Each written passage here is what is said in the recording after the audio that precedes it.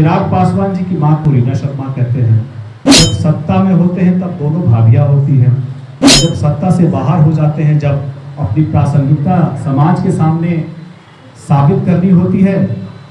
तो बड़ी माँ को भी भाभी कहते हैं, लेकिन उस वक्त चिराग पासवान जी की माँ को वो रीना शर्मा कहते हैं। दोहरा चरित्र क्यों? पढ़ाई लिखाई तो करते नहीं है, मुंह में जो आया बक देते हैं। ग्रामीणों द्वारा जब हम लोग गए थे शहर बनी में तो कुछ आरोप लगाए गए उनकी माता जी पर और उनकी चाची पर, मतलब मेरी चाची सासू लगी दोनों, उनके ऊपर कुछ आरोप लगाए थे कि वो लोग सरकारी नौकरी में टीचर के तौर पर रहते हुए भी वो लोग पढ़ाने नहीं जाते थे, अपने घर मंगा करके अटेंडेंस लगाया करते थे, साइन कर दिया करते थे और सैलरी ले लिया करते थे। कमाल की बात है कि ये गांव के लोगों ने आरोप लगाया है,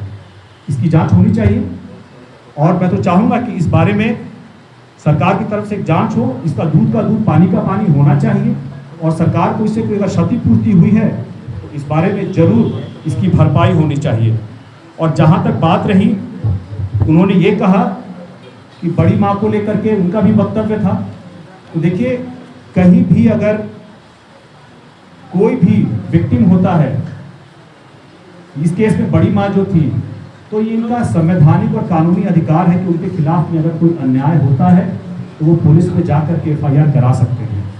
ये एफआईआर चिराग पासवान जी ने नहीं कराए हुए हैं, ये बड़ी माँ ने कराए हुए हैं। कमाल की बात तो ये है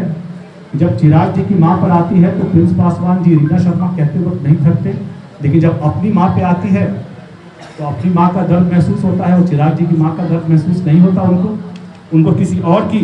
माँ का दर्द महसूस नहीं होता, जो कि उनको भी सोचना चाहिए कि दर्द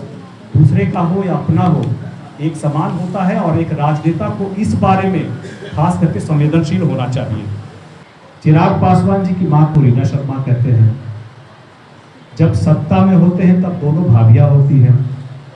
और जब सत्ता से बाहर हो जाते हैं, जब अपनी प्रासंगिकता समाज के सामने साबित करनी होती है तो बड़ी माँ को भी भाभी कहते हैं, लेकिन उस वक्त चिराग पासवान जी की माँ को वो रीना शर्मा कहते हैं। ये इस तरह का दोहरा चरित्र क्यों? जब आप परिवार की बात करते हैं, आप हमें ये दुहाई देते हैं कि आप लोगों को परिवार की बात उठा करके जनता के सामने इस तरह से पब्लिक फोरम पर डिस्कस नहीं करना चाहिए, तो आप इस तरह की फिर अनर्गल बातें क्यों करके जनता के सामने इस तरह के आरोप लगाते हैं? मैं तो ये भी कहूँगा कि चिराग पासवान जी को लेकर के जो लगातार उनका वक्तव्य रहा है कि जब वो सत्ता में थे और चिराग पासवान जी सड़क पे थे तब ये कहते थे कि ये हमारा खून नहीं है, और जिस दिन उन्होंने केंद्रीय मंत्री की का ओथ लिया था, शपथ लिया था, तो ये कहते हैं घर का बड़ा बेटा है। मतलब जब हम सत्ता में रहेंगे तो वो खून खराब हो जाएगा और जब हम सत्ता में नहीं रहेंगे तो वो बड़ा बेटा हो जाएगा, वो हमारा खून हो जाएगा। ये दोहरा चरित्र आदमी को खास करके जो सार्वजनिक जीवन में होता है इससे बचना चाहिए। साथियों, इसके बाद उन्होंने वक्फ बिल पर, क्योंकि हम लोगों के हमारी पार्टी के लिए बहुत जरूरी है, वक्फ बिल पर उन्होंने कहा कि हम इस बिल का विरोध करते हैं। मैं उनसे पूछना चाहूंगा कि इस बिल में 44 संशोधन थे, किस संशोधन पे आपका विरोध है? और इस हर 44 संशोधन जो आए थे उस पे आपकी पार्टी का हर उस 44 संशोधन पर क्या विचार है, इस बारे में भी जनता को स्पष्ट करना चाहिए ताकि मुस्लिम समाज को भी पता चले कि इनका विरोध किस बातों पर है। बहरहाल मुझे पता है पढ़ाई लिखाई तो करते नहीं है, मुंह में जो आया बक देते हैं, तो इस बारे में भी आपको जवाब मिलेगा नहीं, लेकिन हाँ, इस बारे में उनका जवाब आए ये मैं जरूर चाहूंगा।